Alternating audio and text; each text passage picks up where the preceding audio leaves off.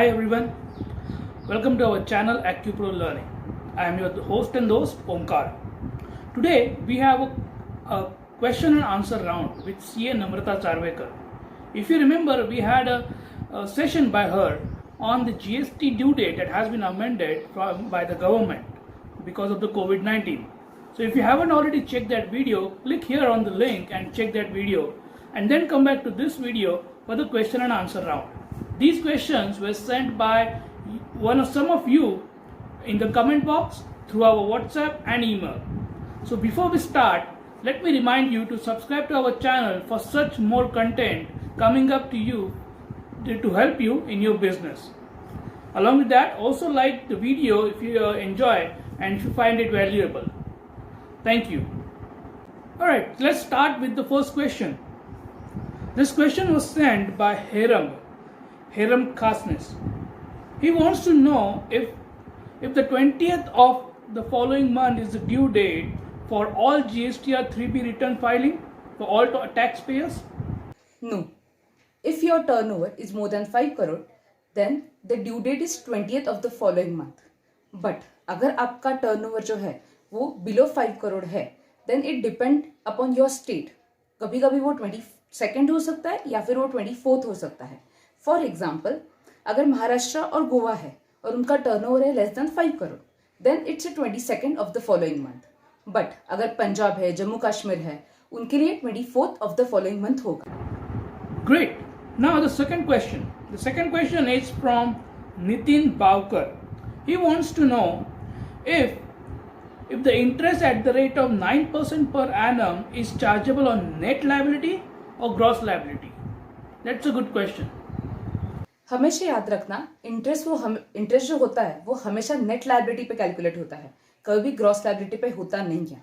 So in this case also हम लोग जब 9% इंटरेस्ट कैलकुलेट करेंगे वो नेट लायबिलिटी पे करेंगे. मतलब जो आपकी ग्रॉस लायबिलिटी होगी उसमें से आईटीसी डिडक्ट करने के बाद जो नेट लायबिलिटी बचती है उस पर इंटरेस्ट कैलकुलेट होगा. Alright, so let's go to the third question. The third question is from Karan Kaushal. He is asking, if there is no liability, do we still need to pay the interest? अगर आपकी liability है ही नहीं तो आपको interest पे करने की जरूरत नहीं है. Alright, now the next question is from Subira. Subira is asking, if we file the GSTR 3B after 24th of June 2020, then from which date the interest at the rate of 18% per annum will be leviable? यहाँ पे हम लोग एक छोटा सा example लेते हैं. अगर हम लोग फाइल कर रहे हैं February 2020 का रिटर्न, तो उसकी ड्यू डेट क्या रहेगी? 20th मार्च, बराबर. लेकिन अभी जो आपको मैंने प्रीवियस वीडियो में बताया था कि उसके बाद हम लोगों को 15 डेज का ग्रेस पीरियड मिला है, और अगर उसके बाद हम लोग रिटर्न फाइल करेंगे टिल 24 जून तो सिर्फ 9% इंटरेस्ट रहेगा. अभी क्वेश्चन आएगा कि 24th के बाद अगर हम लोग पे कर रहे हैं तो कितना इंटरेस्ट लगेगा? देन 18% इंटरेस्ट लगेगा. And from which date? Then from the original due date. याद रखना, जो 15 डेज का ग्रेस पीरियड हम लोगों को मिला है उसकी वजह से ड्यू डेट चेंज हुई नहीं है.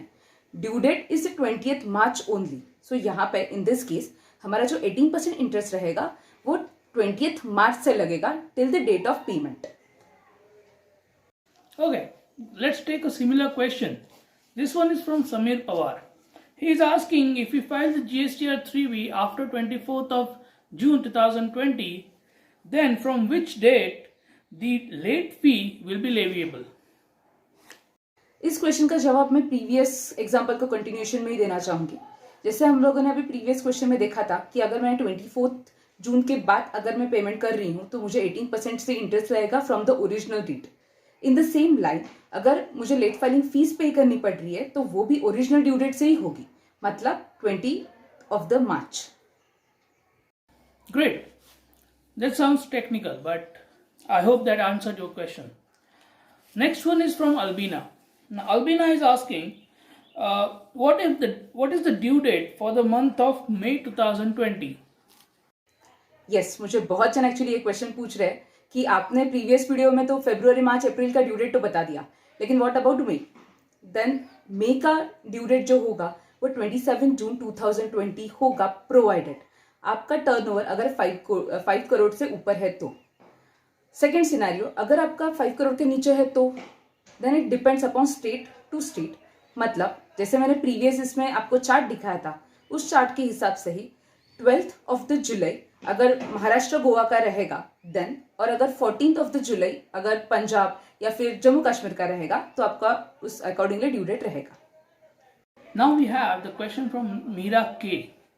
Meera wants to know, and Nation wants to know, that if we can revise the GSTR return. No, हम लोग रिवाइज रिटर्न फाइल नहीं कर सकते इन केस ऑफ जीएसटी, लेकिन हाँ हम लोग उसको अमेंड कर सकते हैं। फॉर एग्जाम्पल अगर हम लोगों से कुछ मिस्टेक हो गई है कुछ इनवॉइस डालते वक्त, तो हम लोग उसको अमेंड कर सकते हैं इन द नेक्स्ट मंथ। 18-19 का सपोज आपका रिटर्न है, उसमें से कुछ तो 2 बिल्स आपके गलती से कुछ अलग अमाउंट चला गया, या फिर डेट इनवॉइस डेट चला गया अलग से, या फिर इनवॉइस नंबर चला गया गलती से, देन हम लोग उसको अमेंड कब तक कर सकते हैं? उसके next of the financial year का सितंबर और annual return whichever is earlier. मतलब 18-19 का जो है उसका एनुअल रिटर्न का ड्यू डेट क्या रहेगा?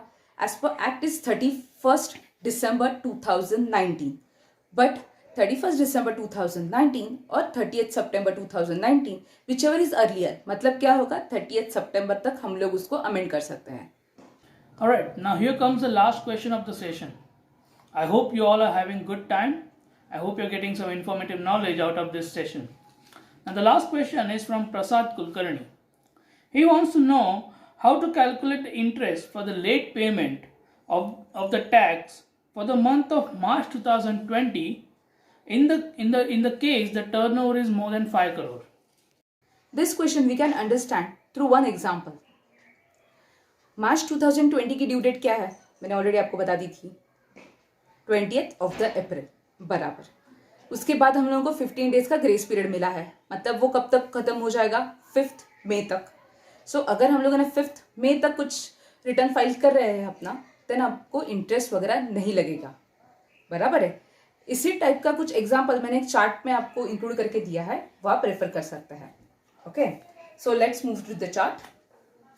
अगर हम लोग अपना रिटर्न 2 मई को फाइल करेंगे तो क्या होगा? कितने डेज का डिले हो रहा है? 12 डेज का। देन इंटरेस्ट कितना लगेगा? 0। अगर हम लोग 2 मई के जगह पे हम लोग 5th मई को फाइल कर रहे हैं रिटर्न, देन अपना नंबर ऑफ डेज का डिले हो रहा है 15 days, which is allowed by the government. Therefore interest also in this case is 0। पर अगर हम लोग 20th मई को वो रिटर्न फाइल करेंगे, then number of days delay हो रहे हैं 30 days. In this case first 15 days का जो इंटरेस्ट है वो 0 ही रहेगा, लेकिन नेक्स्ट 15 डेज के लिए 9% से इंटरेस्ट लगेगा आपको। फोर्थ केस हम लोग कंसिडर करते हैं, अगर हम लोगों ने अपना रिटर्न फाइल किया है 20th June, in this case 61 days का डिले हो रहा है। So first 15 days is a 0 interest, जैसे मैंने ऑलरेडी बोला। देन आफ्टर दिस 46 डेज के लिए आपको 9% से इंटरेस्ट लगने वाला है। देन हम लोग अगर 20th जून के जगह पे 24th जून को अगर हम लोग रिटर्न फाइल करेंगे, देन नंबर ऑफ डेज का डिले हो रहा है 65 डेज का। इन दिस केस ऑल्सो पहले जो 15 डेज है वहां पे हम लोगों को इंटरेस्ट वेव हो जाएगा, और बाद में के जो 50 डेज है वहां पे हम लोगों को 9% पर एनम से इंटरेस्ट लगेगा। दिस इज बिकॉज ऑफ हम लोगों को उन्होंने ऑप्शन दिया है कि आपने अगर 24 जून तक रिटर्न फाइल किया तो आपको 9% से इंटरेस्ट लगेगा, राइट। द लास्ट वन, अगर हम लोगों ने 24 जून के बाद फाइल किया, मतलब फॉर एग्जाम्पल हम लोगों ने अगर 30 जून को फाइल किया, then what will happen? Then in this case 71 days का डिले हो रहा है। देन आप सोचोगे मे बी 6 डेज के लिए हम लोग इंटरेस्ट पे करेंगे, तो नहीं, यहाँ पे हम लोग पूरे 71 डेज के लिए at the rate of 18% interest पे करेंगे। Thank you very much, Namrata ji. It was an amazing session. I hope many of them got their doubts cleared about GSTR 3B. But if you still have any questions, don't hesitate to write in the comment box. And if you have any questions about the bank loan and the moratorium period that has been given by the RBI, then don't forget to watch the video about the same topic here. The same video link and other videos link, contact information, everything is given in the description as well. So don't hesitate to look in the description and check out the videos. Also, if you have any feedback for us, please write in the comment box. We love to hear from you. Now what you're looking at the screen, you're looking at the upcoming sessions. Please make a note and subscribe to our channel so that you don't miss any of them. Again, thank you very much for watching the video. Stay home, stay safe.